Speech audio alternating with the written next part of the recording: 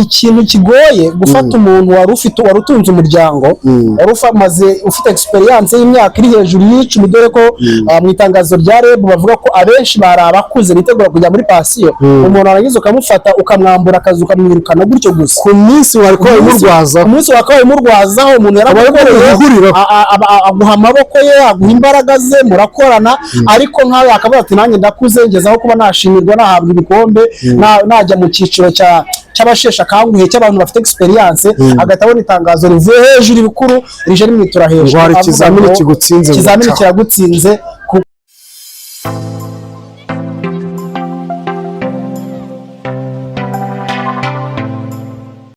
What's up, Kigali, Rwanda? Call me the teacher in the city, the viber and the fiesta, the leader in the jungle, the dreamer in the struggle, the voice in the silence. Call me the seeker in the story. Imite rutikanga rutijanda, bema w'intwari mbarushimana, bishongo bari mu mikotaniro, nkaba rutikurashuro rwa mpabuka, ninjye muhungu muhanga umuheto. Nitwa Alexis Mbarusha from Arimba TV. Ndabasuje mwese tuhaye. Okay, mu kivugo kirekire cyane cyari cyandambiye. Ngo kome the jungle in the city in the jungle, the what in the what? The teacher in the city, the viber in the fiesta, the reader in the jungle, the dreamer in the struggle, the tiger in the jungle. Umeze neza? Meze neza ndashima. Dukubita tubangura, hari ibintu dushaka kugira tuganireho nka Shine Up TV, tuganireho nka Arimba TV. Biherutse kuba, ariko turashaka kugira ngo tugire ibintu byinshi tuza kubwira abantu bihishemo hagati y'aha hantu, byinshi abantu bagiye bibaza kuri iki cyemezo cyafashwe na Minisiteri y'Uburezi mu kigo cyayo REB cyangwa se na NESA, aho abayobozi b'ibigo bagera kuri 890 mu bagera ku 5,100 bakozweho ikizamini n'ubushaka n'ibibazo byabo bitandukanye bagiye babaha n'isuzuma n'ibindi bitandukanye. Aba bana 890 turavuga abarimu kuko directeur burya n'umwarimu umutoza w'abarimu, umwarimu wimbitse kabisa, head of teacher ni umutwe w'abarimu. Yego. Hanyuma aba barimu kwirukanwa wowe wabifashe gute mu buryo buri general? Wabifashe gute? Ni ikintu kigoye gufata umuntu wari utunze umuryango wari ufite experience y'imyaka iri hejuru y'icumi, dore ko mu itangazo rya REB bavuga ko abenshi bari abakuze bitegura kujya muri pansiyo. Umuntu arangiza ukamufata ukamwambura akazi ukamwirukana gutyo gusa ku munsi wakabaye murwazaho umuntu yarabakoreye aguha amaboko ye, aguha imbaraga ze, murakorana, ariko nkawe akavuga ati nanjye ndakuze ngezaho kuba nashimirwa nahabwa ibikombe najya mu cyiciro cy'abashesha akanguhe cy'abantu bafite experience, agahita abona itangazo rivuye hejuru ibikuru rije rimwitura hejuru, hari ikizamini kiragutsinze kuri experience y'imyaka 15 ukora. Hari ikizamini cyateguwe ngo cy'icyongereza, ikizamini kiragutsinze, ukagenda ukajya mu cyaro, babandi bavuga ngo mwarimu namuhemba, bakakubona umungana agafu kujya gusabiriza. Wari ukuze ugeze mu gihe wakabaye uri mugana muri pansiyo, aho ugiye guherekezwa n'ikigega cy'ubwishingizi kizagutunga kugeza ushaje, bagahita bagucikiriza, ukabona urupapuro ruturutse hejuru uvuga ngo tujya ko, ariko uzuka akantu karimo ubugome, kuko impamvu aka kantu karimo ubugome reka mwe kubyita ubugome kugira ngo Medike itavuga ngo mwadusebeje ngo tuvuze ko turi abagome. Karimo umutego mubi, kubera yuko uyu munsi none tuzi neza yuko tuzi neza yuko umukozi ugiye kujya muri pansiyo baba ari imishahara nk'ingahe ya nyuma? Bari imishahara ya nyuma niba ari amezi 3, imishahara amezi 3 ya none. Reba directeur mu kigo cya secondaire amafaranga ahembwa ya leta, directeur mu kigo cya primaire amafaranga ahembwa, numva mu kigo ari ubuhembwa menshi, sibyo? Buri directeur ku kigo ni ubuhembwa menshi, nibarangiza cemo gutya leta bamugira ngo basubize kuba mwari ahembwe imishahara nk'imyaka 3 ya nyuma cyangwa 5 ya nyuma indasigaje kugira ajye muri pansiyo.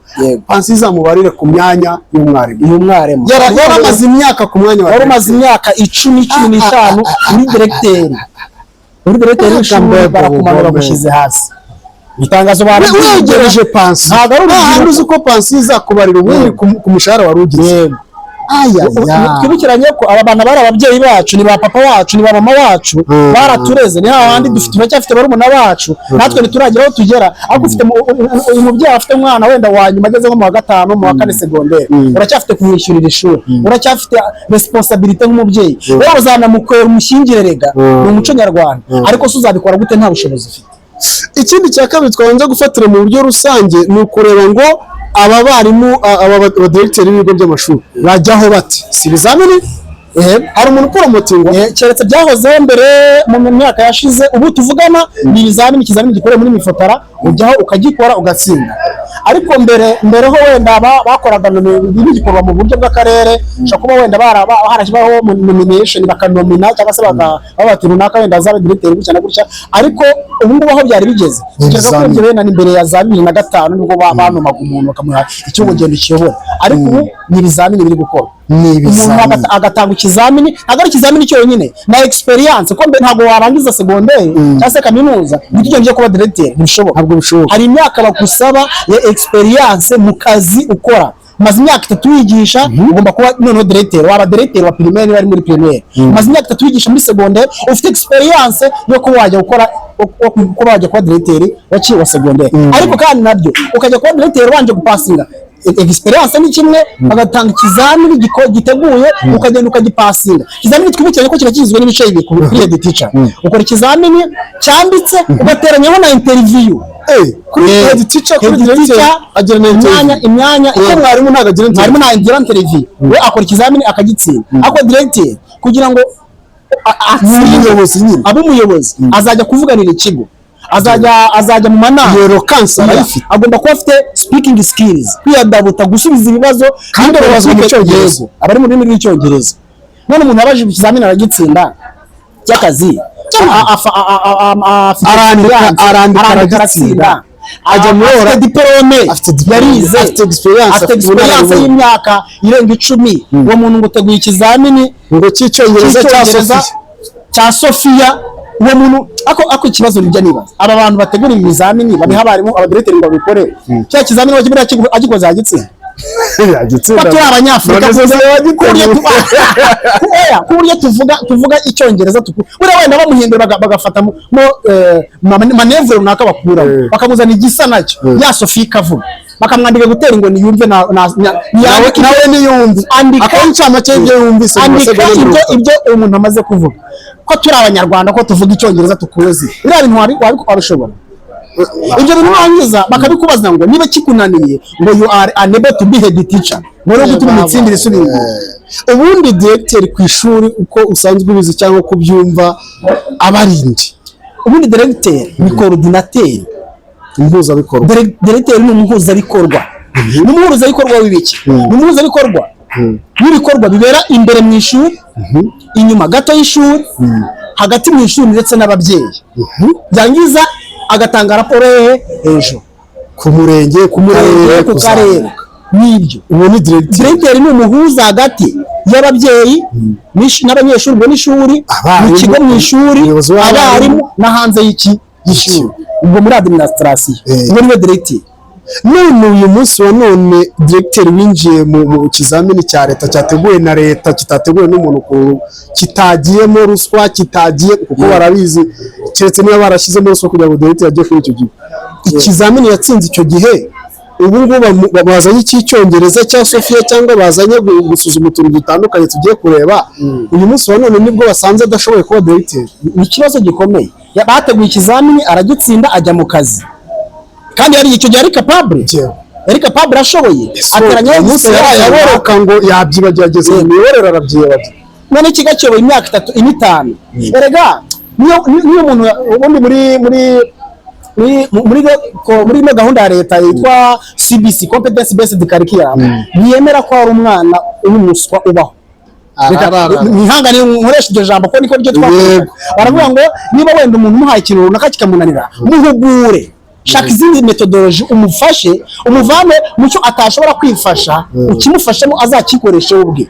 Niba directeur yategura ikizamini cyakozwe na Sofia, wenda ukabona ko kimunaniye, igisubizo no kumwirukana, cyangwa ahubwo mutegurira amahugurwa, umufashe, umuhugure, umutyaze ajye mu kazi, umwereke ibyo ushaka ko akorera ibyo akora. Ariko se ikibazo nibaza, umuntu ari directeur amaze imyaka 5-6 ari directeur, umuvanye kuba directeur umushyize mu cyumba cy'ishuri, urumva umwana atagiye ku inzira akarengane, urumva directeur akakanya kuri karibure y'ibizamini y'ibintu amasomo ahantu bigeze mu kubyigisha.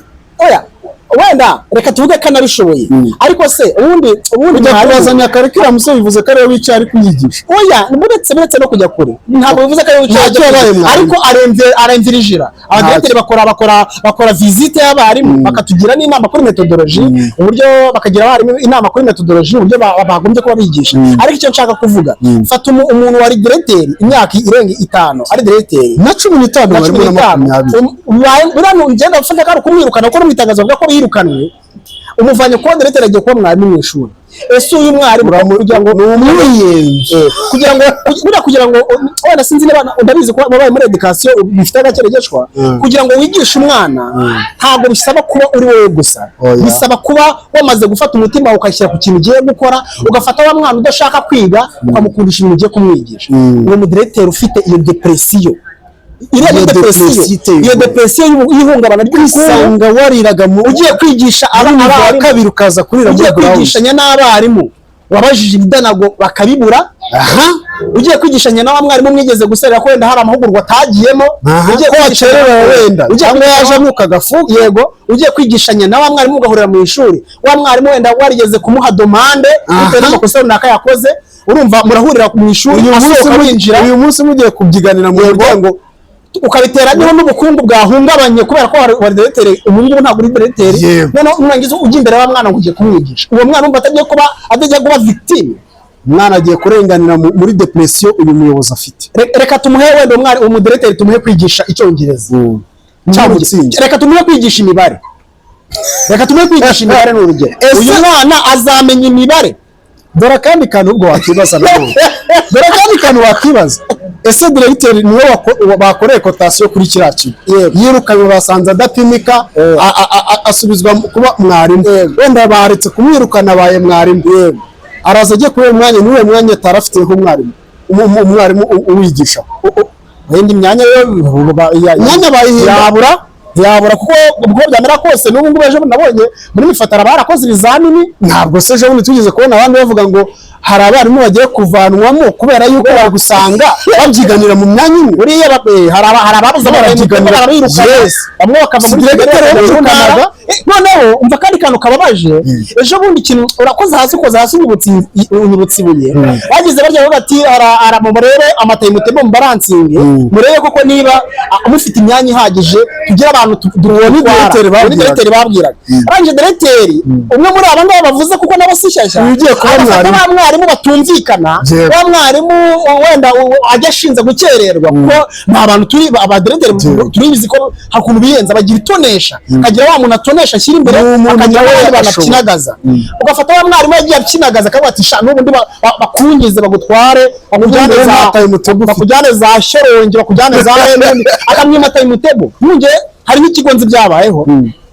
ikigo cyari gifite umwarimu wigishaga igiswahili ntabwo ndaza kuvuga izina y'icyo kigo sinaza kukivuga izina umwarimu yisanga basabye gukora urutonde rw'abarimu bari buze gutanga bari buze kujya guherezwa kandi bakazashagirwa Rwanda yajya arangije uwo mwarimu baramufata kubera ko atumvikana na directeur atumvikana na dosi baramufata abarebe bimata Tayimutebo bamusubiza akarere bamaze kumusubiza akarere nyine karamufata kamujyana ahandi abo barimu guhera ikigendo abo bana guhera ikigendo cyatangira niyo mwarimu w'igiswahili wari uhari abo bana guhera ikigendo cyatangira bari igiswahili kandi kiri kuri Tayimutebo kandi ntayafite kiranabazwa kandi directeur yavuze ati rwose abanyakuba muri hejuru dore abarimu bambaye benshi reka mbaho yinguye umwarimu umuvanye ku kigo hariho yaratungiyeho umuryango yarafite wenda n'akazu yashurishwa handitse cyangwa se yarafite abana bari baraho ngaho baramufasha bamwirukanishije agiye gutongera hakurya umuyobozi uretse none uwo muyobozi byagenze gutyo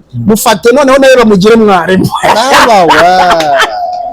ese umwana cyane iyo umudirecteur yohereje uwo mwarimu ahantu agiye kubona ko uwo mwarimu yatsinda ikizamini agarutse kuba directeur hahantu bamuzanye yamwirenze niyo amakimbirane atazashira mu burezi nika akavuyo ko mu hejuru y'umwana hejuru y'umwana y'abana ba leta n'abandi rero ejo abana bazasohoka ugasanga bari incompetent kuba nta kintu bafite umwanya wo kwiga ntiwabonetse abaga bari mu makimbirane mu matiku kuvangavanga mu kwikizanya kwandikirana amabaruwa kuregana yewe uburezi bw'abarimu we ubuyobozi bw'ibibazo byacu biri muri abanye y'abarimu iri hariya hirya nayo icyenda ikatakata izana igikupakupa bajya kubona ukabona ukazamuka ikinagaza ukwezi kurashize bagukubise 1500. ejo bundi numvise ijwi rya Laurence uyobora mwarimu Sako hari umuntu abwira ngeraga ngo niba ngo hari inguzo zanyu zitaraza ibyo rero nzashaka uburyo ndibakoramo inkuru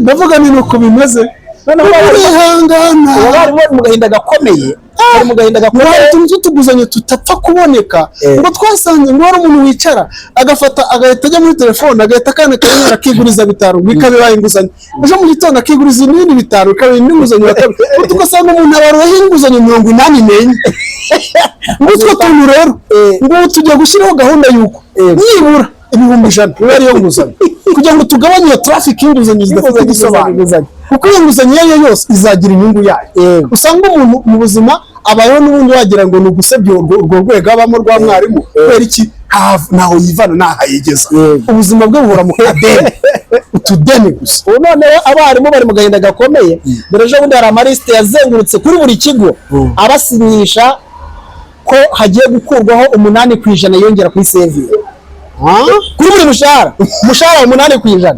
ejo ndabona ajya mu kigega cyakiriye abanyi hanyuma umuntu hajya hangahe ubundi bakataga 5% ariko barazamuye bagiye kujya bakata 8%. ngo ni wa mushahara wa perezida yakubye kabiri ngo yabaye menshi none bagiye kujya bakataho 8%. Usafaga mwarimu ko yabaye menshi isoko riri hanze mwarimu ko kubaza essence iragura litiro n'ibihumbi amafaranga yabaye menshi n'ibihumbi 2 ariko ngo bagiye gukataho ejo bundi hari tuvuga ngo umushahara wa mwarimu ngo ni urugo rw'umupfakazi aho umugabo wese muri quartier azana umuhoro akajya rukenda akajya ruringaniza uko abishaka n'abandi cyo kora abarimu n'abakozi b'Imana.